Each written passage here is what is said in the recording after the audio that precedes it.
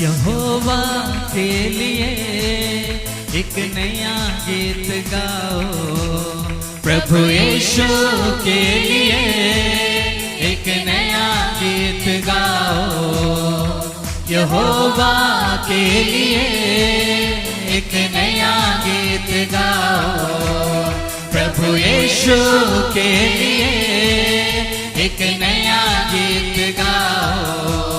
हे सारे पृथ्वी के लोगों यहोवा के लिए गाओ, उच्च स्वर रे सारे पृथ्वी के लोगों प्रभु यीशु के लिए गाओ। हालेलुया हो सारा हालेलुया हो सारा। यहोवा के लिए एक नया गीत गाओ, प्रभु यीशु के लिए एक नया गीत गाओ, पूरी मन से परमेश्वर की आराधना करें। एक नया गीत गाओ, प्रभु यीशु के लिए एक नया गीत गाओ। सर्वप्रथमे समस्तଙ୍କ प्रति मु प्रभु को धन्यवाद दूची। प्रथम कोरिन्थियो तारो 15 पर्व 14 एवं 17 पद। आज पुनरुत्थान दिन। पुनरुत्थान दिन माने कौन? प्रभु जीशु ख्रीष्ट मृत्युरु उठिले, जीशु पुनरुत्थित हेले। हेले ये जगत रे अनेक धर्म अछि। प्रत्येक धर्म से धर्मर केतेक रीति नीति से मानकर व्यवस्था से मानकर नियम गुड़िक अछि। से नियम एवं से धर्मर रीति नीति ऊपर अधिष्ठित अछि प्रत्येक धर्म। कारण से रीति नीति धर्म कर्म यदि से माने साधन करिबो ताले से मानकर धर्म अनुसार से माने शेष हबो। किंतु क्रिश्चियन धर्म जगत डाकी चंदी क्रिश्चियन धर्म। Christian religion is not based on any doctrine or any rules and regulation. क्रिस्टीय विश्वास क्रिस्टीय धर्म कौन सी नियम, कौन सी धर्म कर्म, कौन सी पर्वपर्वाणी, कौन सी आचारानुष्ठान ऊपर आधारित नुह, वरम क्रिस्टीय धर्म जड़े व्यक्ति ऊपर आधारित। Hallelujah. The Christian religion is established or based on a person. से व्यक्ति अटंदी प्रभु जीशु ख्रीष्ट।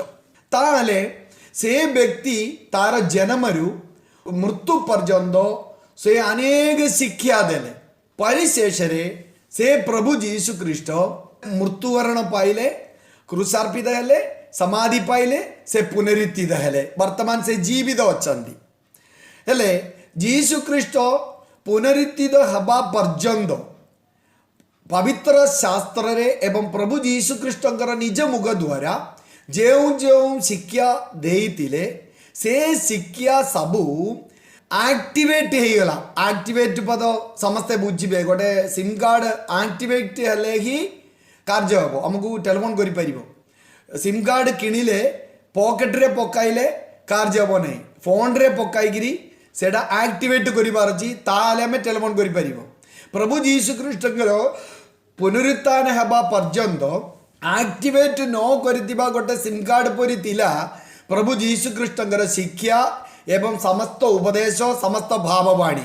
किंतु जेतेबेले जीशु पुनरुत्थित हेले प्रभु जीशुंकर समस्त प्रकार शिक्षा एक्टिवेट हेला। हालेलुया। जत्तिकी प्रतिज्ञा जीशु देइचंदी, जत्तिकी शिक्षा देइचंदी, सब किछि कार्यकारी हेला प्रभु जीशु ख्रीष्टंकर पुनरुत्थान हेले। हेले कोरिन्थु मंडली रे केतेक लोक माने से माने एभली कहिले तार 15 पदरे एपरि लेखा अछि, तुम मानक मध्य रे केतेक लोक माने कहउचंदी आमेन पुनरुत्थान नाही, पुनरुत्थान हबो नाही।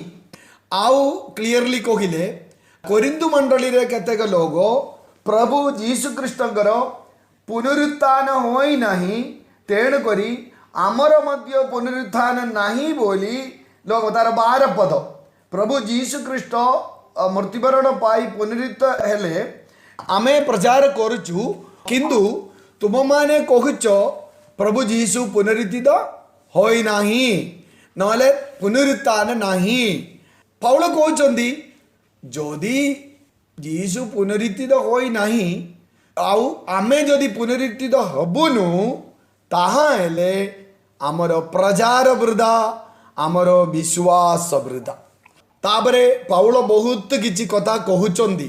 ମୁଁ ବନ୍ୟ ପଶୁମାନଙ୍କର ଦ୍ୱାରା ଆଘାତ ହେଲି, ମୁଁ ଭୁକରେ ରହିଲି, ମୁଁ ମୋର ଧର୍ମ ଛାଡ଼ିଦେଲି, ମୁଁ ଫାରୁସୀ ଥିଲି, ବେଞ୍ଜାମିନ୍ ଗୋତ୍ରର ବ୍ୟକ୍ତି ଥିଲି, ମୋର ଧନ ଥିଲା, ମୋର ସବୁ ଥିଲା, କିନ୍ତୁ ଅନିଦ୍ରା, ଭୁକ, ତାଡ଼ନ, ନିନ୍ଦା, ଅପମାନ, ଯାତ୍ରା କ୍ଲେଶ, ଆମେ ଚୋରମାନଙ୍କ ଠାରୁ କଷ୍ଟ, ଜୀବନରେ ବିଭିନ୍ନ କ୍ଲେଶ ସହ୍ୟ କରି ମୁଁ ଏଇ ବାକ୍ୟ ଧରିକି ପ୍ରଭୁ ଯୀଶୁ ଖ୍ରୀଷ୍ଟଙ୍କର ମୃତ୍ୟୁ ଏବଂ ପୁନରୁତ୍ଥାନ ବିଷୟରେ, ପରିତ୍ରାଣ ବିଷୟରେ ସାରା ଜାଗାରେ ମୁଁ ପ୍ରଚାର କରୁଛି। ଯଦି ତୁମମାନେ କହୁଛ ପୁନରୁତ୍ଥାନ ନାହିଁ, ଯୀଶୁ ପୁନରୁତ୍ଥିତ ହୋଇନାହିଁ, ତାହେଲେ ମୋର ପରିଶ୍ରମ ସବୁ ବୃଥା। ହାଲେଲୁୟା। 2020 ଏପ୍ରିଲ ମାସ 12 ତାରିଖରେ ଆମେ ବିଶ୍ୱାସ କରୁଛ କି ଆମର ପ୍ରଭୁ ଯୀଶୁ ଖ୍ରୀଷ୍ଟ ପୁନରୁତ୍ଥିତ ହେଲେ? ପ୍ରତିବର୍ଷ ଆମେ ପୁନରୁତ୍ଥାନ ସ୍ମରଣ କରୁଛୁ, ପ୍ରଚାର କରୁଛୁ, ପାଳନ କରୁଛୁ, କିନ୍ତୁ ମୁଁ ଗୋଟିଏ ପ୍ରଶ୍ନ ପଚାରିବା ପାଇଁ ଚାହେଁ, ପ୍ରଭୁ ଯୀଶୁ ଖ୍ରୀଷ୍ଟ ପୁନରୁତ୍ଥିତ ହୋଇଅଛି ବୋଲି ଆମେ ବିଶ୍ୱାସ କରୁଛ କି? ନମ୍ବର 1। ଦ୍ୱିତୀୟ ପ୍ରଶ୍ନ, ଆମମାନଙ୍କ ପାଇଁ ଗୋଟେ ପୁନରୁତ୍ଥାନ ଅଛି ବୋଲି ଆମେ ବିଶ୍ୱାସ କରୁଛ କି? ଏ ଦୁଇଟା ବିଶ୍ୱାସ ବିନା ଆମେ ଯଦି ବଞ୍ଚିବା ତାହେଲେ ପ୍ରେରିତ ପାଉଲ କହିଥିବା ପରି ଆମର ପ୍ରଚାର ବୃଥା, ଆମର ପ୍ରାର୍ଥନା ବୃଥା, ଆମେ ପବିତ୍ର ଜୀବନ ଯାପନ କରୁଛୁ ତାହା ବୃଥା, ଆମେ ମିଛ କହୁନୁ, ଆମେ ହିଂସା, ଈର୍ଷା, ରାଗ, କ୍ରୋଧ, ନିଶା ସେବନ, ମୂର୍ତ୍ତି ପୂଜା, ଆମର ଅନ୍ଧବିଶ୍ୱାସ ସବୁ ଆମେ ପରିତ୍ୟାଗ କଲୁ, ସବୁ ବୃଥା। ଆମେ ଯଦି ଯୀଶୁ ପୁନରୁତ୍ଥିତ ହୋଇନାହିଁ, ଯଦି ଆମ ପାଇଁ ଗୋଟେ ପୁନରୁତ୍ଥାନ ନାହିଁ, ତାହେଲେ ଆମେ ଆମର ପାପରେ ବଞ୍ଚିବାଟା ସବୁଠୁ ଭଲ। ହାଲେଲୁୟା। ଏବେ ଆମେ କୋଭିଡରେ ଅଛୁ, ଆମ ଜୀବନରେ ରୋଗ ଅଛି, ଦୁଃଖ ଅଛି, ନିନ୍ଦାର, ତାଡ଼ନାର, ଅପମାନର ଶବ୍ଦ ଆମେ ଶୁଣିଛୁ, ଅନେକ ପରୀକ୍ଷା ଏବଂ ପ୍ରଲୋଭନ ଦେଇ ଆମେ ଘେଦି କରୁଛୁ, କିନ୍ତୁ ଏ ସବୁ ପ୍ରକାର ଆମେ ବେଦନାପୂର୍ଣ୍ଣ ପରିସ୍ଥିତି ମଧ୍ୟରେ ଆମକୁ ଅଟଳ କରି ଠିଆ କରିବାର ଏକମାତ୍ର ଗୋଟେ ଶକ୍ତି କ'ଣ? ଆମର ପ୍ରଭୁ ଯୀଶୁ ପୁନରୁତ୍ଥିତ ହେଲେ, ଆମ ପାଇଁ ଗୋଟେ ପୁନରୁତ୍ଥାନ ଅଛି। ତେଣୁକରି ପ୍ରଭୁ ଯୀଶୁଙ୍କର ମୁଖ ଦେଇ ସେ ଯେଉଁ ଯେଉଁ ଶିକ୍ଷା ଦେଇଛନ୍ତି, ପ୍ରତିଜ୍ଞା ଦେଇଛନ୍ତି, ସେ ପ୍ରତିଜ୍ଞା ସବୁ ସବଲୀକୃତ ହବ। ହାଲେଲୁୟା, ପ୍ରେଜ୍ ଦ ଲର୍ଡ। ସେ ପ୍ରତିଜ୍ଞା ସବୁ ସବଲୀକୃତ ହବ। ତାହେଲେ ମୁଁ ଆଉ ପରବର୍ତ୍ତୀ ମୁହୂର୍ତ୍ତରେ ପାଉଲ କହିଲେ, ମୁଁ ଯଦି ଯୀଶୁଙ୍କର ପୁନରୁତ୍ଥାନ ବିଶ୍ୱାସ କରୁନି, ଯଦି ପୁନରୁତ୍ଥାନ ଅଛି ବୋଲି ମୁଁ ଯଦି ବିଶ୍ୱାସ କରିବି ନାହିଁ, ତାହେଲେ ପାଉଲ ଦୁଇଟା ବିଷୟ କହିଲେ, ମୋର ପ୍ରଚାର ବୃଥା ଏବଂ ମୋର ବିଶ୍ୱାସ ବୃଥା। କିନ୍ତୁ ତାର 17 ପଦରେ ପାଉଲ ଗୋଟେ କଥା କହିଲେ, କ'ଣ? ଆଉ ଯଦି ଖ୍ରୀଷ୍ଟ ଉଦ୍ଧିତ ହୋଇନାହାନ୍ତି ତେବେ ତୁମମାନଙ୍କର ବିଶ୍ୱାସ ନିଷ୍ଫଳ। ସେ ବିଷୟରେ ଫୋକସ୍ କରିକିରି ମୁଁ କହିବା ପାଇଁ ଚାହେଁ। ଧ୍ୟାନ ସହିତ ଶୁଣିବେ, ଆମର ବିଶ୍ୱାସ ନିଷ୍ଫଳ। ତାହେଲେ ବିଶ୍ୱାସ ବିଷୟରେ ଆମେ ସମସ୍ତେ ଜାଣିଛୁ। ବିଶ୍ୱାସ କ'ଣ? ଏବ୍ରୀ ପୁସ୍ତକ ତାର 11 ପର୍ବ 1 ପଦରୁ ପଢ଼ିବା ବେଳେ ତାର ଶେଷ ପର୍ଯ୍ୟନ୍ତ ଏବଂ 12 ପର୍ବର ପ୍ରଥମ ପଦ ପର୍ଯ୍ୟନ୍ତ ଆମେ ଦେଖିବାକୁ ପାଉଛୁ ବିଶ୍ୱାସ କ'ଣ ଏବଂ ବିଶ୍ୱାସ ପାଇ ଜୀବନ ଦେଇଥିବା ବ୍ୟକ୍ତିମାନେ କିଏ। ମୁଁ ସେଟା କହି ଯିବି। ସର୍ବପ୍ରଥମେ ପୁରାତନ ଭକ୍ତମାନଙ୍କର ବିଶ୍ୱାସ ଥିଲା। ପୁରାତନ ଭକ୍ତମାନଙ୍କର ବିଶ୍ୱାସ ଥିଲା। ହେଲେ ସେ ବିଶ୍ୱାସ କ'ଣ? ହାବେଲ ବିଶ୍ୱାସ କଲେ। ଏବ୍ରୀ 11:4 ଲେଖା ହେଉଛି, ହାବେଲ ବିଶ୍ୱାସ କଲେ। କ'ଣ ପାଇଁ ବିଶ୍ୱାସ କଲେ? ହାବେଲ ଏତେ କଷ୍ଟ ସହ୍ୟ କରିବାର କାରଣ ତାଙ୍କଠାରେ ଗୋଟେ ବିଶ୍ୱାସ ଥିଲା। ବିଶ୍ୱାସ କ'ଣ? ସେଇଠି ଲେଖା ହେଉଛି, ହାବେଲ ବିଶ୍ୱାସ କରିବା ଯୋଗୁଁ କୟୀନଙ୍କ ଠାରୁ ଉତ୍ତମ ବଳି ଉତ୍ସର୍ଗ କରି ସେ ଧାର୍ମିକ ଗଣିତ ହେଲେ। ହାଲେଲୁୟା। ଧାର୍ମିକ ହେବା ନିମନ୍ତେ ହାବେଲଙ୍କର ଗୋଟେ ବିଶ୍ୱାସ ଥିଲା। କ'ଣ? ମୋର ଏ ବିଶ୍ୱାସ, ମୁଁ ଯଦି ଉତ୍ତମ ବଳି କରିବି, ପ୍ରଭୁ ମୋତେ କହିଲେ, ତାହେଲେ ମୁଁ କ'ଣ କରିବି, ମୁଁ ଉଦ୍ଧାରମୀ ହେବି।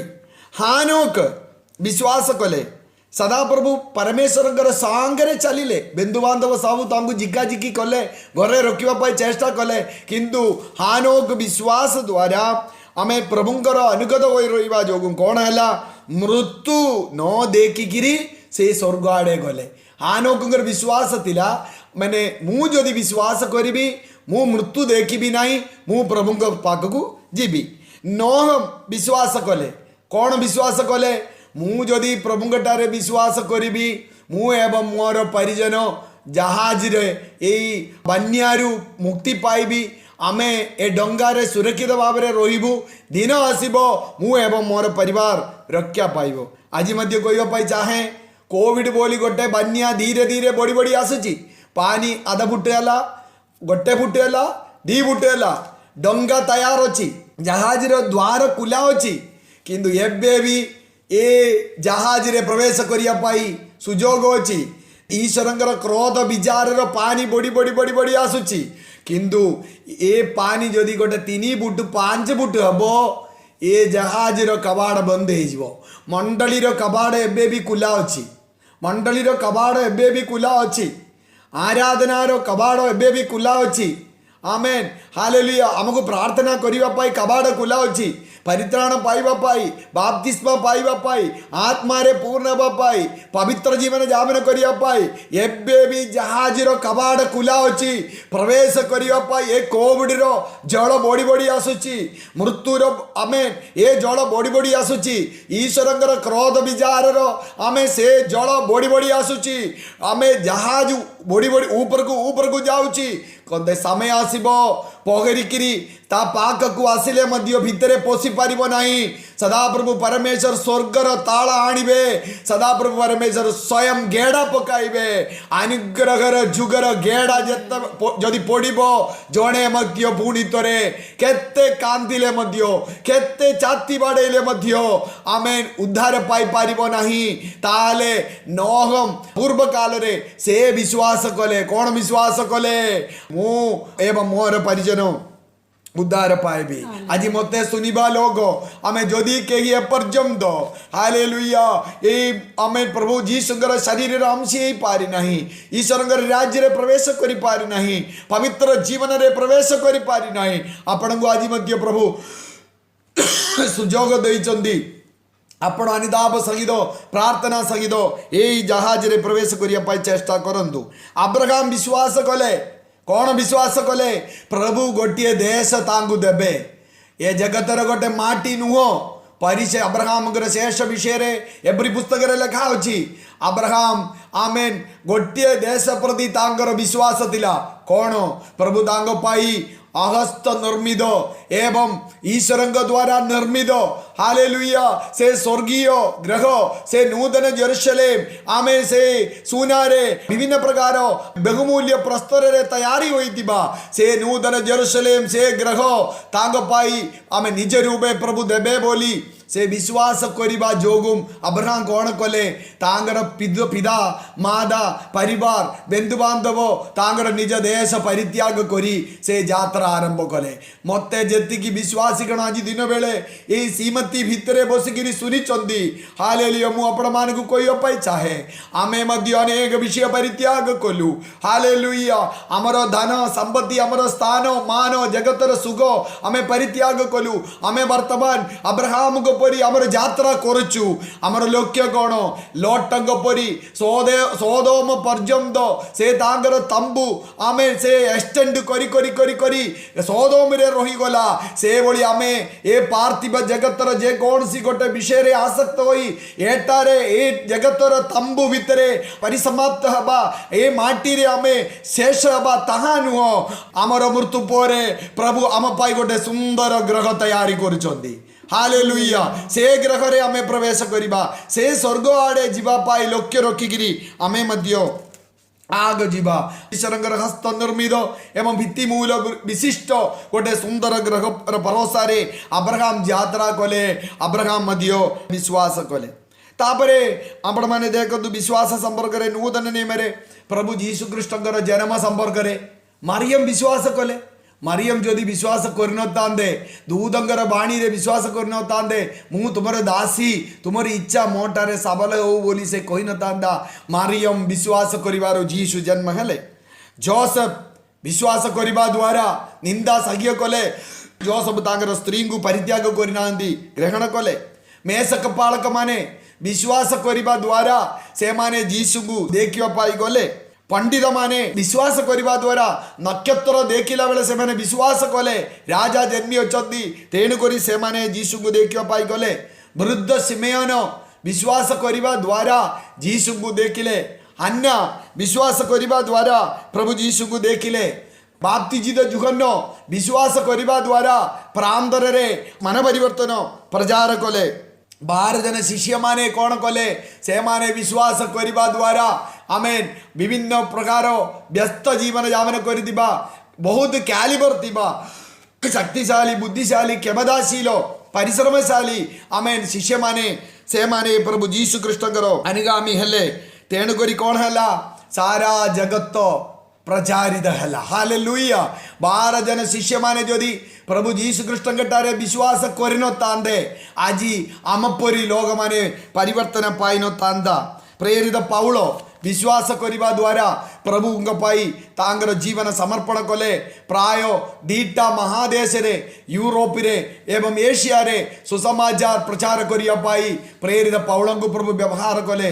ପ୍ରଥମ ଶତାବ୍ଦୀରେ ଅନେକ ଫିଲିପ ବିଶ୍ୱାସ କରି ଆମେ ଦକ୍ଷିଣ ଆଡ଼େ ଯିବା ଦ୍ୱାରା ଆଫ୍ରିକା ମହାଦେଶର ନପୁଂସକ ନିକଟରେ ସୁସମାଚାର ପ୍ରଚାର କଲେ। ମୋ ପ୍ରିୟ ଭାଇ ଭଉଣୀମାନେ, ଆମେ ପ୍ରଭୁ ଯୀଶୁ ଖ୍ରୀଷ୍ଟ ଯାହା କିଛି କହୁଛନ୍ତି ତାହା ସବୁ ବିଶ୍ୱାସୀ ସମାଜ ବିଶ୍ୱାସ କଲେ।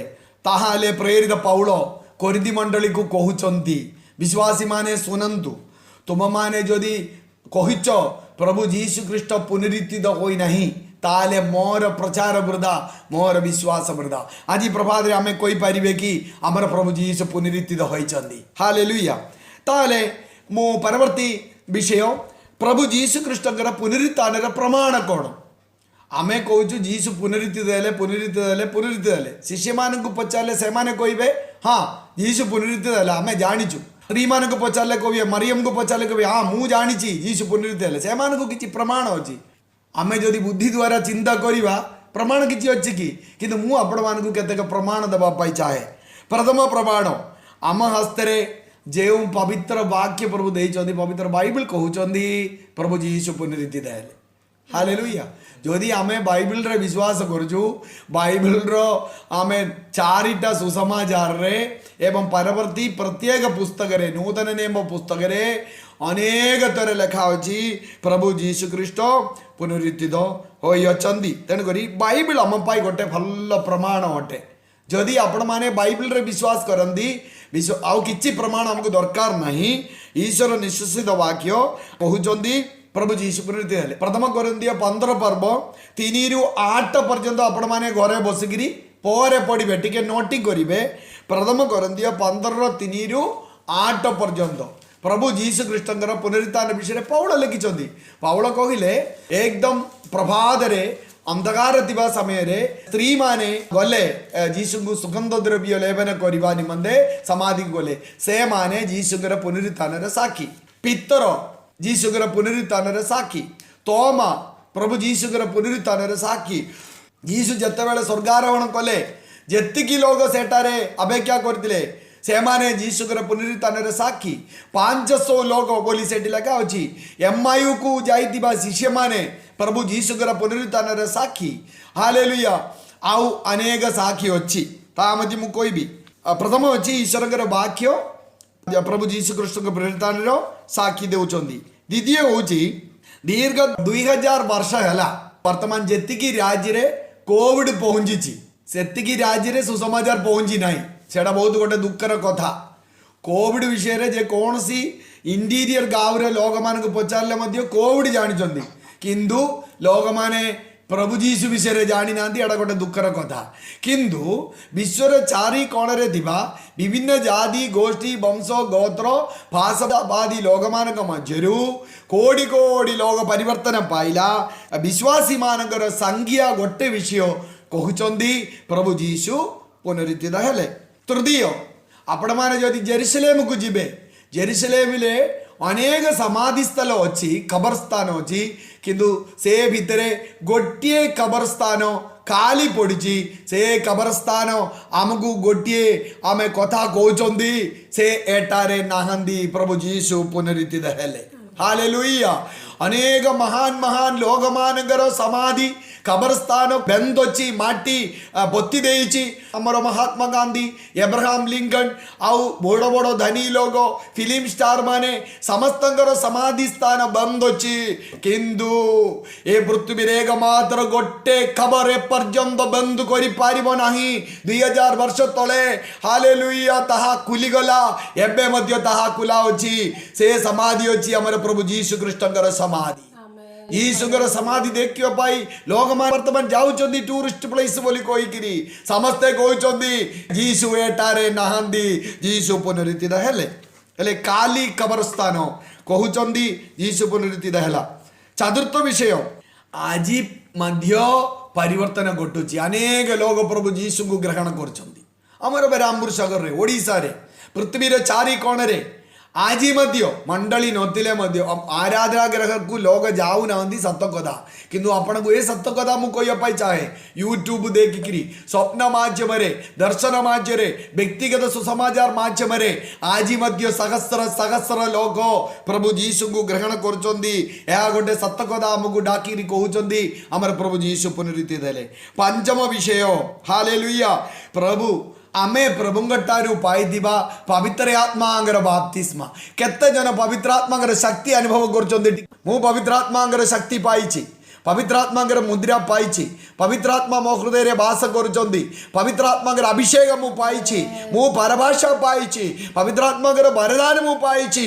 ଏଇ ବିଷୟ ଗୋଟେ ସତ କଥା ଆମକୁ ଡାକିକି କହୁଛନ୍ତି ଆମର ଯୀଶୁ ପୁନରୁତ୍ଥିତ ହେଲେ। କାରଣ କ'ଣ? ପ୍ରେରିତ 1:8 ପ୍ରଭୁ ଯୀଶୁ କହିଲେ, ମୁଁ ଯେତେବେଳେ ପୁନରୁତ୍ଥିତ ହେବି, ମୁଁ ସ୍ୱର୍ଗକୁ ଯିବି, ମୁଁ ସେଇଠି ଗଲା ପରେ ମୁଁ ସାହାଯ୍ୟକାରୀ ଆତ୍ମାକୁ ମୁଁ ପଠାଇବି। ହାଲେଲୁୟା। ପବିତ୍ର ଆତ୍ମାଙ୍କର ଶକ୍ତି ପାଇବା ପର୍ଯ୍ୟନ୍ତ ତୁମେ ଜେରୁସଲେମ ଛାଡ଼ିକିରି ଅନ୍ୟ କୌଣସି ଜାଗାକୁ ଯାଆନ୍ତୁ ନାହିଁ ବୋଲି ପ୍ରଭୁ ଯୀଶୁ ଶିଷ୍ୟମାନଙ୍କୁ କହିଲେ। ମୋ ପ୍ରିୟ ଭାଇ ଭଉଣୀମାନେ, ଯୀଶୁ ଖ୍ରୀଷ୍ଟଙ୍କର ପୁନରୁତ୍ଥାନର 50ତମ ଦିନ, ଆମେନ୍, 120 ଲୋକ ମାର୍କଙ୍କର ଗୁପ୍ତ କୋଠରୀରେ ସେମାନେ ଅପେକ୍ଷାରେ ଥିଲେ।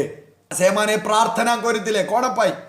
ଜିଦ ପାହାଡ଼ରେ ଯୀଶୁ ସ୍ୱର୍ଗାରୋହଣ କଲା ପରେ ଆଉ ଥରେ ପ୍ରଭୁ ଯୀଶୁ ଖ୍ରୀଷ୍ଟଙ୍କର ଦର୍ଶନ ପାଇବା ପାଇଁ ଶିଷ୍ୟମାନେ ଇଚ୍ଛା କଲେ ନାହିଁ। ସେମାନେ କହିଲେ, ଆଉ ଆମକୁ କିଛି ଗୋଟେ ପ୍ରମାଣ ଦରକାର ନାହିଁ, ଯୀଶୁଙ୍କୁ ଆମେ ଦେଖିବା ପାଇଁ ଚାହୁଁନୁ। ସେମାନଙ୍କର ଗୋଟିଏ ଲକ୍ଷ୍ୟ କ'ଣ ଥିଲା? ପ୍ରଭୁ ଯୀଶୁ ଖ୍ରୀଷ୍ଟଙ୍କର ପ୍ରତିଜ୍ଞା। କାରଣ ଯୀଶୁ କ'ଣ କହିଲେ? ତୁମମାନେ ଅପେକ୍ଷା କର, ମୁଁ ପବିତ୍ର ଆତ୍ମା ପଠାଇବି। ସେ ଗୋଟେ ପ୍ରତିଜ୍ଞା ଥିଲା ଶିଷ୍ୟମାନଙ୍କର ଆଗ୍ରହ। ଯେତେବେଳେ ପେଣ୍ଟିକୋସ୍ତ ଦିନରେ ଶିଷ୍ୟମାନେ ପବିତ୍ର ଆତ୍ମାର ଅଭିଷେକ ପାଇଲେ, ପବିତ୍ର ଆତ୍ମାଙ୍କର ବାପ୍ତିସ୍ମ ପାଇଲେ, ସେମାନେ ବିଶ୍ୱାସ କଲେ ମୋର ପ୍ରଭୁ ସତ୍ୟ ପରମେଶ୍ୱର, ସେ ତାଙ୍କର ପ୍ରତିଜ୍ଞା ପୂରଣ କରୁଛନ୍ତି। ହାଲେଲୁୟା। ମୋତେ ଯେତିକି ଲୋକ ଶୁଣିଛନ୍ତି, ଆପଣମାନେ ପ୍ରଭୁଙ୍କଠାରେ ବିଶ୍ୱାସ କରୁଛନ୍ତି, ଆପଣ ପ୍ରଭୁଙ୍କଠାରେ ବିଶ୍ୱାସ କରିବାର ତାର କାରଣ କ'ଣ ବୋଲି ଆଜି ଦିନ ବେଳେ ଅନୁସନ୍ଧାନ କରନ୍ତୁ। ଶିଷ୍ୟମାନଙ୍କୁ ପଚାରିଲେ ସେମାନେ ବହୁତ କିଛି ଅନୁଭୂତି କହିବେ। ଆଉ ଗୋଟେ ଅନୁଭୂତି ଏକ୍ସଟ୍ରା ସେମାନେ କହୁଛନ୍ତି, ମୁଁ ପବିତ୍ର ଆତ୍ମାଙ୍କର ଶକ୍ତି ପାଇଲି। ଆଜି ଆମେ ଆତ୍ମାରେ ପୂର୍ଣ୍ଣ ହୋଇଅଛୁ, ଆଜି ଆମେ ପରଭାଷା କହୁଛୁ। ଆମେ ଯଦି ଆତ୍ମାର ଫଳ ଫଳିଛୁ, ଯଦି ଆମେ ଆତ୍ମାର ଶକ୍ତି ଅନୁଭବ କରୁଛୁ, ତାର ମୁଖ୍ୟ କାରଣ କ'ଣ? ତାର ରହସ୍ୟ ନିଗୁଢ଼ ବିଷୟ ଏଇଟା ଅଟେ, ଆମର ପ୍ରଭୁ ଯୀଶୁ ପୁନରୁତ୍ଥିତ ହୋଇଅଛନ୍ତି। ଯୁଗନ୍ନ 14:16 ଏବଂ ଯୁଗନ୍ନ 16:7-8 ପଦରେ ପ୍ରଭୁ ଯୀଶୁ ସ୍ପଷ୍ଟ ଭାବରେ କହିଲେ, ମୁଁ ଯିବି, ମୁଁ ଯଦି ଯିବି, ହାଲେଲୁୟା, ମୁଁ ପୁନରୁତ୍ଥିତ ହେଲା ପରେ, ମୁଁ ମୋର ବାପା ପାଖକୁ ଗଲା ପରେ ମୁଁ ସାହାଯ୍ୟକାରୀ ଆତ୍ମାକୁ ତୁମମାନଙ୍କ ପାଇଁ ମୁଁ ପଠାଇବି। ହାଲେଲୁୟା। ତାହେଲେ ପବିତ୍ର ଆତ୍ମା ପ୍ରଭୁ ଯୀଶୁ ଖ୍ରୀଷ୍ଟଙ୍କର ପୁନରୁତ୍ଥାନର ଗୋଟିଏ ପ୍ରମାଣ ଅଟେ। ତାହେଲେ ଯୀଶୁଙ୍କର ପୁନରୁତ୍ଥାନ ସତ୍ୟ କି ନାହିଁ ବୋଲି କେମିତି ଆମେ ଜାଣିବା? ପ୍ରଥମରେ ପ୍ରଭୁଙ୍କର ବାକ୍ୟ, ପବିତ୍ର ବାଇବଲ ଗୋଟେ ପ୍ରମାଣ। ଦ୍ୱିତୀୟ, 2000 ବର୍ଷ ଧରି ଯେତିକି ଲୋକ ଜଗତର ଚାରି କୋଣରେ ପରିବର୍ତ୍ତନ ପାଇଲେ, ସେମାନେ ଏକ ସ୍ୱରରେ କହିବେ ପ୍ରଭୁ ଯୀଶୁ ଖ୍ରୀଷ୍ଟ ପୁନରୁତ୍ଥିତ ହେଲେ।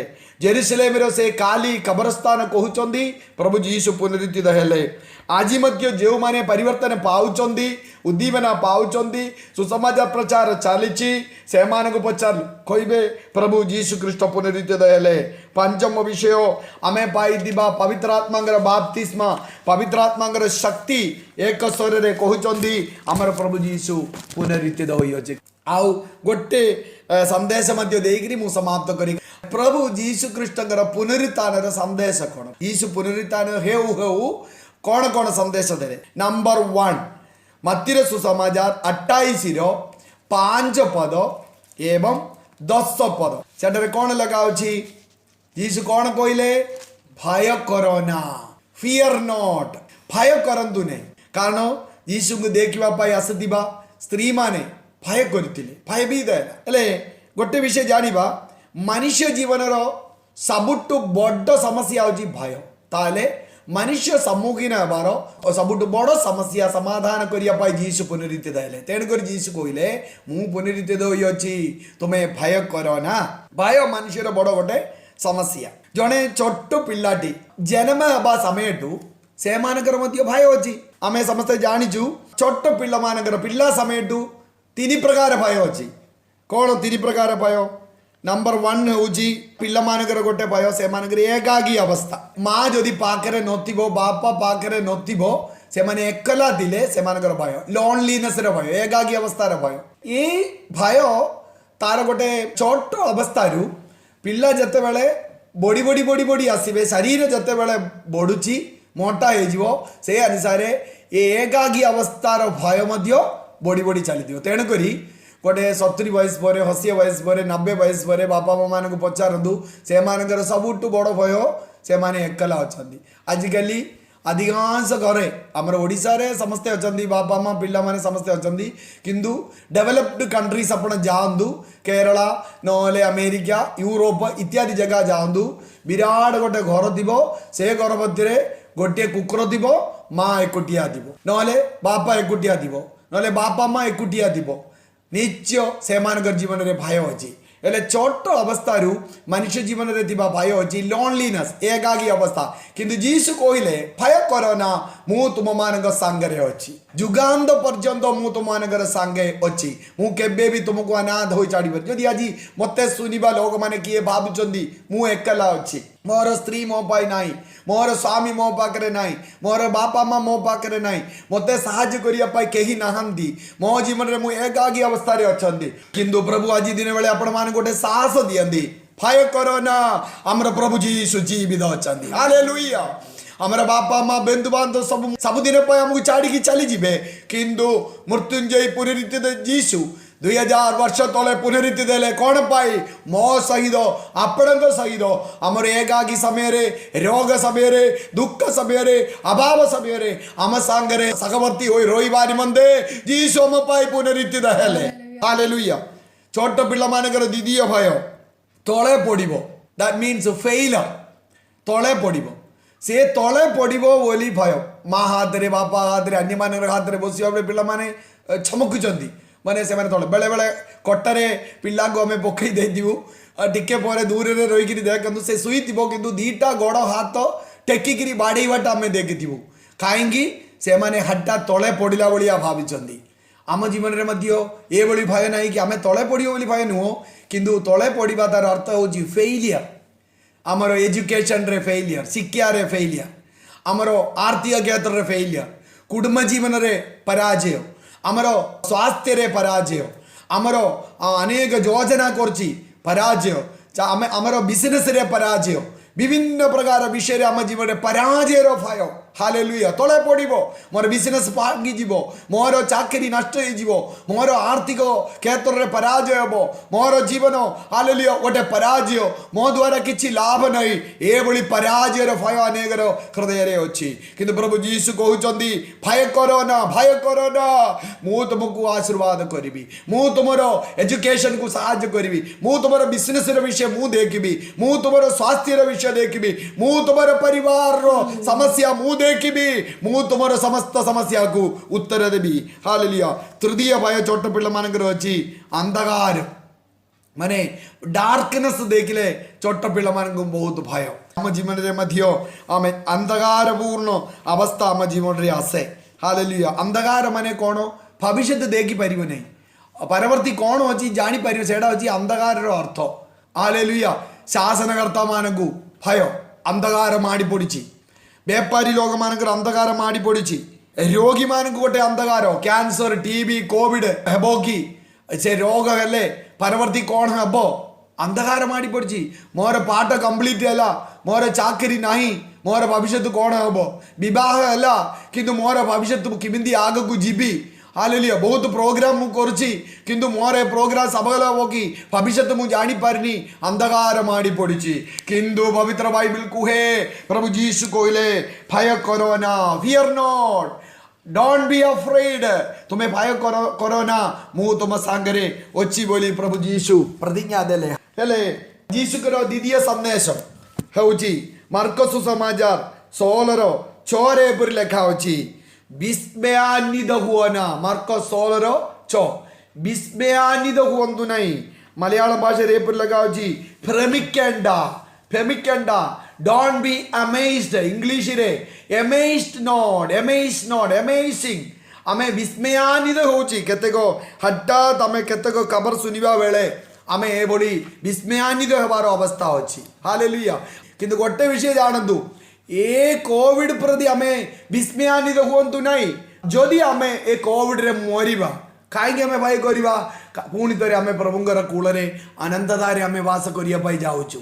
ହାଲେଲୁୟା। ମୃତ୍ୟୁ ଦ୍ୱାରା ଆମର ଜୀବନ ଶେଷ ହେଉନି। ଏ ଜଗତର କୌଣସି ବିଷୟ ପ୍ରତି ଚିନ୍ତିତ ହେବାର ଆବଶ୍ୟକତା ନାହିଁ, କାରଣ ଆମର ପ୍ରଭୁ ଯୀଶୁ କହୁଛନ୍ତି, ତୁମେ ଭୟ କର ନା। ଆମେ କ'ଣ ତିତିଲି ଦେଖି ନାହିଁ କି? ଆମେ କ'ଣ ଫାଇଲିନ୍ ଦେଖି ନାହିଁ କି? ଆମେ କ'ଣ ସାଇକ୍ଲୋନ୍ ଦେଖି ନାହିଁ କି? ଆମେ କ'ଣ ସମସ୍ୟା ବିନା ବଞ୍ଚିଲେ କି? କେତେ କୋଭିଡ ନଥିଲେ ମଧ୍ୟ କୋଭିଡ ଠାରୁ ବଡ଼ ସମସ୍ୟା ଦେଇ ଡେଇଲି ଆମେ ଗତି କରୁଛୁ ନା। କେତେକ ସ୍ତ୍ରୀ ମାନଙ୍କର କଥା ସ୍ୱାମୀ ମାନେ ଶୁଣିଲେ କୋଭିଡ ଠାରୁ କଷ୍ଟ ଆଜ୍ଞା। କେତେକ ସ୍ୱାମୀ ମାନଙ୍କର କଥା ଯୋଗୁଁ ସ୍ତ୍ରୀ ମାନେ କୋଭିଡ ଠାରୁ ଭୟପୂର୍ଣ୍ଣ ଅବସ୍ଥାରେ ଅଛନ୍ତି। ଆମେ ପରିବାରର ବିଭିନ୍ନ ପ୍ରକାର ଆମର ସମସ୍ୟା କୋଭିଡ ଠାରୁ କଷ୍ଟ ଅଛି ଭାଇ ଭଉଣୀ ମାନେ। ତେଣୁକରି ସମସ୍ୟାର ନାମ ଭିନ୍ନ ଥିଲେ ମଧ୍ୟ ତାର ପ୍ରଭାବ ଗୋଟେ ବୋଲି ଜାଣନ୍ତୁ। ପ୍ରଭାବ କ'ଣ? ଆମକୁ ଭୟ ଆଣନ୍ତି, ଆମକୁ ମୃତ୍ୟୁ ଆଣନ୍ତି।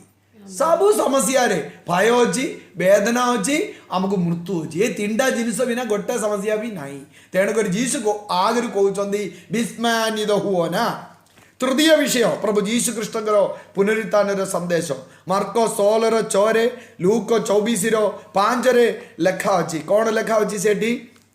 ତୁମମାନେ ନାଜରିତିଆ ଯୀଶୁଙ୍କୁ ଖୋଜୁଅଛ କି? ସେ ପୁନରୁତ୍ଥିତ ହେଲା ହୋଇସାରିଲାଣି, ସେ ବର୍ତ୍ତମାନ ଏଠାରେ ନାହାନ୍ତି। ହାଲେଲୁୟା। ତୁମେ କାହିଁକି ଯୀଶୁଙ୍କୁ ଖୋଜୁଅଛ? ମୁଁ ଆଉ ସେଇଟା ବୁଝେଇବା ପାଇଁ ଚାହେଁ। କାହିଁକି ତୁମେ କାଟରେ, ଖାସରେ, ଆମେ ପର୍ବତରେ, ପାହାଡ଼ରେ, ବଣରେ, ଜଙ୍ଗଲରେ, କୌଣସି ମନୁଷ୍ୟ ହସ୍ତ ନିର୍ମିତ ବିଷୟରେ ବିଭିନ୍ନ ଜାଗାରେ କାହିଁକି ତୁମେ ଯୀଶୁଙ୍କୁ ଖୋଜୁଅଛ? ଯୀଶୁଙ୍କୁ ଖୋଜନ୍ତୁ ନାହିଁ। ଯୀଶୁଙ୍କର ସନ୍ଦେଶ, ତୁମେ ଏ ଜଗତର କୌଣସି ଜାଗାରେ ଯୀଶୁଙ୍କୁ ଖୋଜନ୍ତୁ ନାହିଁ, କାରଣ ଯୀଶୁ ପୁନରୁତ୍ଥିତ ହୋଇଗଲାଣି। ହାଲେଲୁୟା। ସେ ମୃତ୍ୟୁଞ୍ଜୟୀ ପୁନରୁତ୍ଥିତ ଯୀଶୁ କୋଉଠି ବାସ କରୁଛନ୍ତି? ବିଶ୍ୱାସ କରିବା ଲୋକମାନଙ୍କର ହୃଦୟରେ ଯୀଶୁ ବାସ କରୁଛନ୍ତି। କେତେ ଜଣ ବିଶ୍ୱାସ କରୁଛନ୍ତି ପ୍ରଭୁ ଯୀଶୁ ମୃତ୍ୟୁଞ୍ଜୟୀ ପୁନରୁତ୍ଥିତ? ତାଙ୍କୁ ଖୋଜନ୍ତୁ ନାହିଁ। ଯଦି ଖୋଜିଲେ ଆପଣ ଖୋଜନ୍ତୁ କୋଉଠି? ଆପଣଙ୍କର ହୃଦୟରେ ଖୋଜନ୍ତୁ। ହାଲେଲୁୟା। ଯୀଶୁ ଆପଣଙ୍କର ହୃଦୟରେ ଅଛି କି? ଆପଣଙ୍କର ପରିବାରରେ ଅଛି କି? ଏସ୍, ତାଙ୍କର ନାମ ଡାକି ପ୍ରାର୍ଥନା କରିବା ଲୋକମାନଙ୍କର ନିକଟବର୍ତ୍ତୀ ବୋଲି ପ୍ରଭୁ ଯୀଶୁ ଆମକୁ ପ୍ରତିଜ୍ଞା କହୁଛନ୍ତି। ତାହେଲେ ଅନେକ ଲୋକ ଏ ଜଗତର ଅନ୍ୟ ଗୁରୁମାନଙ୍କ ମଧ୍ୟରେ ଯୀଶୁଙ୍କୁ ଖୋଜିଛନ୍ତି, ନେତାମାନଙ୍କ ମଧ୍ୟରେ ଯୀଶୁଙ୍କୁ ଖୋଜିଛନ୍ତି, ଅନ୍ୟମାନଙ୍କ ପରି ଅଛି ଯୀଶୁ ବୋଲି କହିକିରି ଯୀଶୁଙ୍କ ପାଇଁ ଖୋଜୁଛନ୍ତି। ଯୀଶୁଙ୍କୁ ଜଗତର କୌଣସି ବାବା ମାନଙ୍କଠାରେ ନହେଲେ ଗୁରୁମାନଙ୍କଠାରେ ଖୋଜନ୍ତୁ ନାହିଁ। ଯୀଶୁ ଏ ଜଗତରେ ନାହାନ୍ତି, ଯୀଶୁ ପୁନରୁତ୍ଥିତ ହୋଇଅଛନ୍ତି। ତେଣୁକରି ଯୀଶୁ କହିଲେ, ତୁମେ ଆଜିଠାରୁ କୌଣସି ଜାଗାରେ ଖୋଜ ନା। ଆମେ ସମାଧି ସ୍ଥାନରେ ଯୀଶୁଙ୍କୁ ଖୋଜ ନା। ତୁମେ କବରସ୍ଥାନ खबरखाना तुम्हें जीशु को खोजंतु नहीं कौन सी मनुष्य मानक मध्य खोजंतु नहीं जीशु पुनरुत्थित होई अछंती से जीशु तुम्हारा हृदय रे अछंती हालेलुया से जीशु तुम्हारा परिवार रे अछंती से जीशु तुम्हारा मंडली रे अछंती से जीशु तुम्हारा गाँ रे अछंती हालेलुया आमे जीशु को ग्रहण करबा द्वारा प्रभु जीशु हम निकट को पळे आसिलानी चतुर्थ विषय जीशुकर संदेश लूका सुसमाचार 24 पर्व तार 8 एवं 9 पदरे एटी लेखा अछि जेते बेले प्रभु जीशु ख्रीष्टंकर समाधि पाखरे पितर एवं अन्य शिष्य माने ठिया होई अछंती सेमानक पाखकु आसिकिरी जीशु दर्शन देला पोरे जीशु पळई गले सेते बेले से माने गोटे कथा कहिले शिष्य माने कहिले कोन से माने जीशु बंजितिबा बेले जेउ जेउ कथा जीशु कहितिले से कथा सबु से माने वर्तमान माने पकाइले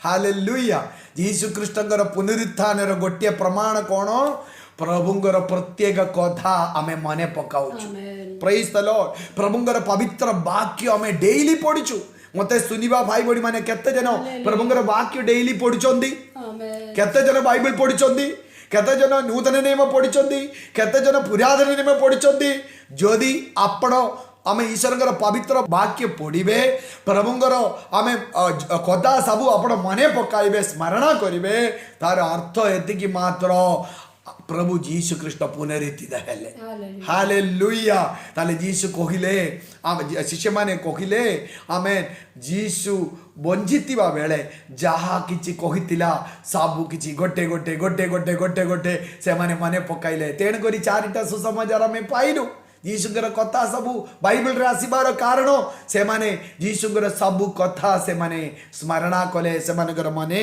आसिला बोली सेठी लेखा अछि आ गोटे कथा कहिकरी समाप्त करूची जीशुकर पुनरुत्थान रो पंचम संदेश जुगन्न सुसमाचार 20 रो 13 रे कोन लेखा अछि सेमाने तांकु कहिले गो नारी काहेकि रोदन करूछ काहेकि रोदन करूछ हालेलुया मते सुनिबा भाई बडी माने जदि किए कांदुचंदी कि भावंतु नहीं कांदिबाटा गोटे पराजयर चिन्ह हटे बोली कांदिबा गोटे पराजयर चिन्ह नुहे हमर प्रभु जीशु ख्रीष्ट काल्वरी क्रूस उपरे दीतरे कांदिले बोली लेखा अछि प्रथम तरे जीशु कांदिकिरी कहिले गीत संगीता 22 रे एको हे प्रभु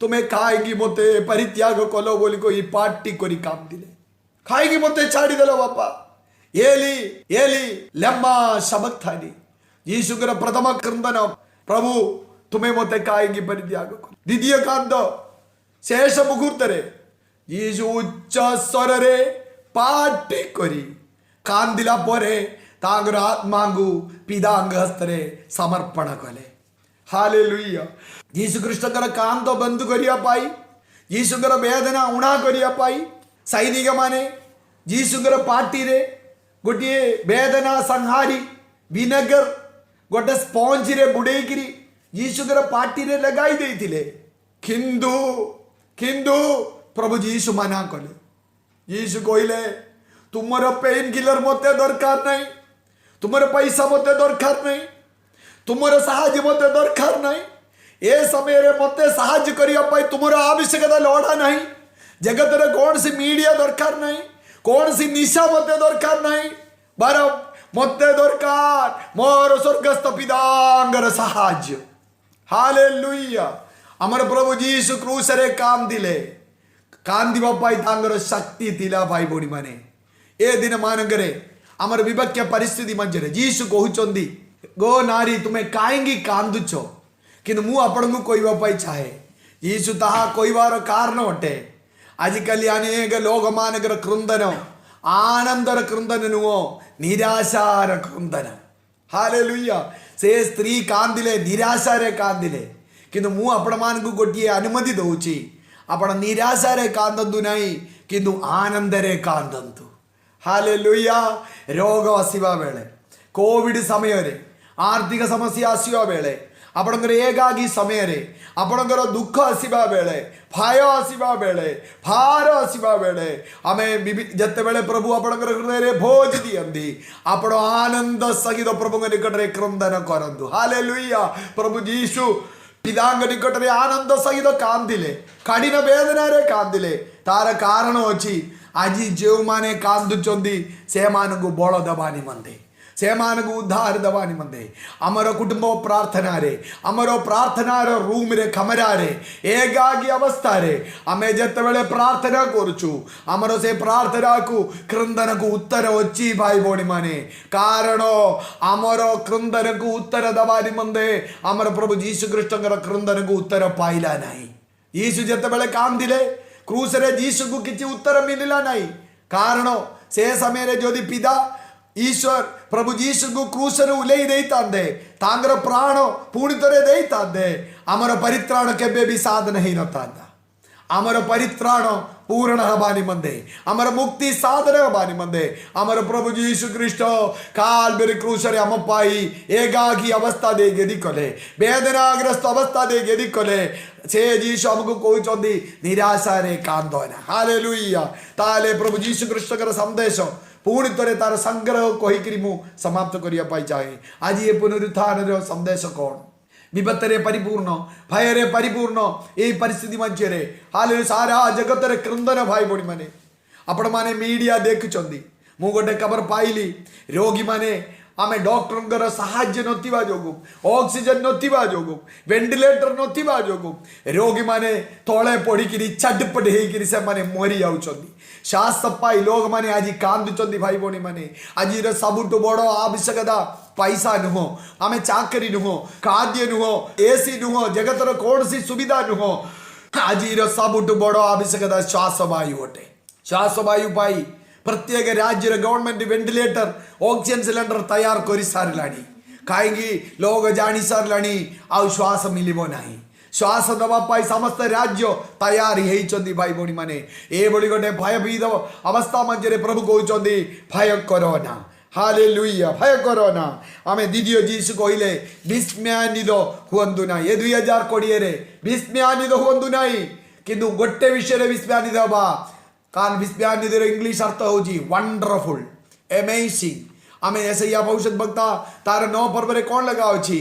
ଜଣେ ଶିଶୁ ଜନ୍ମି ଅଛନ୍ତି, କନ୍ୟା ଗର୍ଭବତୀ ହୋଇ ଶିଶୁକୁ ପ୍ରସବ କରୁଛନ୍ତି। ତାଙ୍କର ନାମ ଇମ୍ମାନୁଏଲ, ତାଙ୍କର ନାମ ପରାକ୍ରାନ୍ତ ପରମେଶ୍ୱର, ତାଙ୍କର ନାମ ୱଣ୍ଡରଫୁଲ୍ କାଉନ୍ସିଲର। ୱଣ୍ଡରଫୁଲ୍, ୱଣ୍ଡରଫୁଲ୍। ଯଦି ଆମେ ବିସ୍ମୟାନ୍ୱିତ ହେବା, ଯୀଶୁଙ୍କୁ ଦେଖିକି ବିସ୍ମୟାନ୍ୱିତ ହେବା। ତୃତୀୟ ବିଷୟ ହେଉଛି ଆମେ ପ୍ରଭୁ ଯୀଶୁଙ୍କୁ ଏଠାରେ କୋଉଠି ଖୋଜିବା ଦରକାର ନାହିଁ, ଆମର ହୃଦୟରେ ଖୋଜିବା, ପଚାରିବା ପ୍ରଭୁ ମୋର ହୃଦୟରେ ଅଛି କି? ହାଲେଲୁୟା। ମୁଁ ଶୋଇବାକୁ ଯିବା ବେଳେ, ଖାଇବା ବେଳେ, ମୁଁ କାମ କରିବା ବେଳେ, ମୁଁ ଘରେ ଥିବା ବେଳେ, ଏ ଭୟଭୀତ ନ୍ୟୁଜ୍ ଆସିବା ବେଳେ, ହାଲେଲୁୟା ମୋ ଯୀଶୁ ମୋ ପାଖରେ ଅଛି କି? ମୋର ସ୍ତ୍ରୀ ପାଖରେ ଅଛି କି? ମୋର ପିଲାମାନଙ୍କ ପାଖରେ ଯୀଶୁ ଅଛି କି? ମୋର କୁଟୁମ୍ବରେ ଅଛି କି? ନଥିଲେ ଆଜି ବେଳେ ଆମର ପ୍ରଭୁ ଯୀଶୁଙ୍କର ସାନ୍ନିଧ୍ୟ ପାଇଁ ଆମେ ପ୍ରାର୍ଥନା କରିବା। ଚତୁର୍ଥ ବିଷୟ, ପ୍ରଭୁ ଯୀଶୁ କହିଥିବା ଗୋଟେ ଗୋଟେ ବିଷୟ ସ୍ମରଣ କରନ୍ତୁ। ହାଲେଲୁୟା। ପବିତ୍ରତା ବିଷୟରେ ସେ କ'ଣ କହୁଛନ୍ତି? ହାଲେଲୁୟା। ଆତ୍ମାଲାଭ ବିଷୟରେ ଯୀଶୁ କ'ଣ କହୁଛନ୍ତି? ପ୍ରଭୁଙ୍କର ଆଗମନ ବିଷୟରେ କ'ଣ କହୁଛନ୍ତି? ପ୍ରଭୁଙ୍କର ଆଗମନ ସମୟରେ କ'ଣ କ'ଣ ଚିହ୍ନ ହେବ, କ'ଣ କ'ଣ ଘଟଣା ହେବ, କ'ଣ ଲେଖା ଅଛି? ଖଣ୍ଡଖ୍ରୀଷ୍ଟଙ୍କର ଆଗମନ ବିଷୟରେ କ'ଣ ଲେଖା ଅଛି? ଯୀଶୁଙ୍କର ଆମର ସ୍ୱର୍ଗାରୋହଣ ବିଷୟରେ ଯୀଶୁ କ'ଣ କହୁଛନ୍ତି? ପୁନରୁତ୍ଥାନ ବିଷୟରେ ଯୀଶୁ କ'ଣ ପ୍ରତିଜ୍ଞା ଦେଇଛନ୍ତି? ସବୁ ବିଷୟ ମାନେ ପକାଇବା ପାଇଁ ପବିତ୍ର ଆତ୍ମା ଚାହାନ୍ତି। ପରିଶେଷରେ କାନ୍ଦିବାକୁ ନାହିଁ, ନିରାଶାରେ କାନ୍ଦିବାକୁ ନାହିଁ, କିନ୍ତୁ ଆମର ପ୍ରାର୍ଥନା ରୁମ୍ ଆମେ ଖୋଲିଦେବା। ହାଲେଲୁୟା। ପ୍ରାର୍ଥନା ରୁମ୍ରେ ଆମେ ପ୍ରବେଶ କରିବା, ଆଣ୍ଠୁ ମାଡ଼ିବା, ଆମେ ପ୍ରାର୍ଥନା କରିବା ପାଇଁ ତୈୟାର ହେବା। ସମସ୍ତେ ଚକ୍ଷୁ ବନ୍ଦ କରିବା, ଆମେ ପ୍ରାର୍ଥନା କରିବା ଶୁଣିଥିବା ବାକ୍ୟ ପାଇଁ। ହାଲେଲୁୟା। ପ୍ରଭୁକୁ ଧନ୍ୟବାଦ ଦେବା। ପ୍ରଭୁ ତୁମେ ମୋତେ ଆଶୀର୍ବାଦ କଲ ପରମେଶ୍ୱର, ତୁମରି ସନ୍ଦେଶ ତୁମେ ମୋତେ ଶୁଣେଇଲ ପରମେଶ୍ୱର। ତୁମେ ଆଜି ପ୍ରଭାତ ସମୟରେ ପୁନରୁତ୍ଥାନ ଦିନରେ, ହାଲେଲୁୟା ପ୍ରଭୁ, ପୁନରୁତ୍ଥାନର ଅନେକ ପ୍ରମାଣ ଅଛି ପରମେଶ୍ୱର। ଯଦି ଆମେ ଯୀଶୁଙ୍କର ପୁନରୁତ୍ଥାନ ବିଶ୍ୱାସ କରିବ ନାହିଁ, ଆମର ପ୍ରଚାର ବୃଥା, ହାଲେଲୁୟା, ଆମର ବିଶ୍ୱାସ ବୃଥା, ଆମର ପ୍ରାର୍ଥନା ବୃଥା, ଆମେ ବାପ୍ତିସ୍ମା ପାଇଲୁ ବୃଥା, ଆମେ ମୂର୍ତ୍ତି ପୂଜା ଛାଡ଼ିଲୁ ବୃଥା, ଆମର ପାପ ସ୍ୱଭାବ ପରିତ୍ୟାଗ କଲୁ ବୃଥା, ହାଲେଲୁୟା, ଆମେ ଆରାଧନା କଲୁ ବୃଥା, ପ୍ରଭୁଙ୍କ ପାଇଁ ଆମେ ଆର୍ଥିକ ଭାବରେ ସହଯୋଗ କଲୁ ବୃଥା, ପ୍ରଭୁଙ୍କ ପାଇଁ ଦୌଡ଼ିଲୁ ବୃଥା, ସୁସମାଚାର ପ୍ରଚାର କଲୁ ବୃଥା। କିନ୍ତୁ ମୁଁ ସବୁ କିଛି କରୁଛି ପ୍ରଭୁ, କାରଣ ତୁମେ ପୁନରୁତ୍ଥିତ ହୋଇଅଛ। ମିଳିମିଶି କହିବା ହାଲେଲୁୟା। ପ୍ରଭୁ 2020 ଏପ୍ରିଲ ମାସ 12 ତାରିଖ ପୁନରୁତ୍ଥାନ ଦିନ ପ୍ରଭାତରେ ମୁଁ ବିଶ୍ୱାସ କରୁଛି ପ୍ରଭୁ, मोर प्रभु जीशु पुनरुत्थित हेले हालेलुया हालेलुया हालेलुया हालेलुया गत दिन मानकरे मु चर्च जाइतिली गत दिन मानकरे मु प्रभु को सेवा कली गत दिन मानकरे मु पापरु दूर रे रहिली गत दिन मानकरे मु प्रभु को पाई विश्वस्त जीवन यावन कली ता वृद्धा नुगो फलदाता परमेश्वर मते फल देबे मोर प्रभु जीशु जीवित अटंदी से पुनरुत्थित अचंदी से आज पितागर दा सिंहासन देखिन पार्श्वरे से अचंदी ताले आउ गोटे मोर गोटे विश्वास अछि जीशु पुनरुत्थित होला बेले से कहिले से पुनी तरे आसीबे प्रभु जीशु शीघ्र आसीबे तांगर आगमन पाई हमें प्रस्तुत होई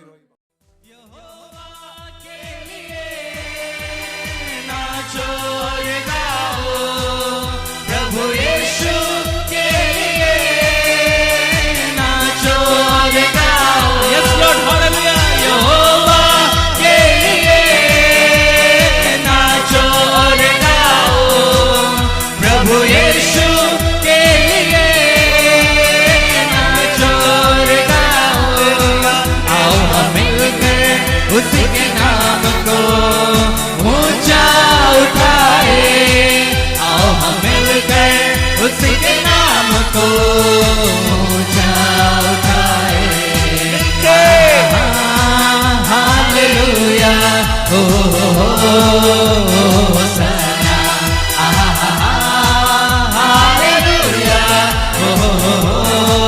होसना यहोवा के लिए डफर झांझ बजाओ प्रभु यीशु के लिए बांसुरी तुरी बजाओ यहोवा के लिए डफर झांझ बजाओ प्रभु यीशु के लिए बांसुरी तुरी बजाओ आओ हम मिलकर उसके नाम को जय जयकार करें आओ हम मिलकर उसके नाम को जय जयकार करें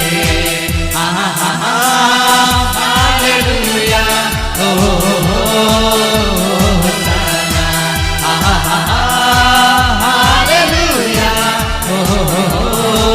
होसना यहोवा के लिए एक नया गीत गाओ प्रभु यीशु के लिए एक नया गीत गाओ यहोवा के लिए एक नया गीत गाओ प्रभु यीशु के लिए एक नया गीत गाओ हे सारी पृथ्वी है सारी पृथ्वी के लोगों यहोवा के लिए गाओ हे सारे पृथ्वी के लोगों प्रभु यीशु के लिए गाओ हालेलुया होसना हालेलुया होसना यहोवा के लिए झंडों को लहराओ प्रभु यीशु के लिए हाथों को उठाओ यहोवा के लिए झंडों को लहराओ प्रभु यीशु के लिए हाथों को उठाओ आओ हम मिलकर ताली बजाएं नाच गाए खुशियाँ मनाए आओ हम मिलकर ताली बजाएं नाच गाए खुशियाँ मनाए हालेलुया होसना हालेलुया होसना यहोवा के लिए एक नया गीत गाओ प्रभु यीशु के लिए एक नया गीत गाओ यहोवा के लिए एक नया गीत गाओ प्रभु यीशु के लिए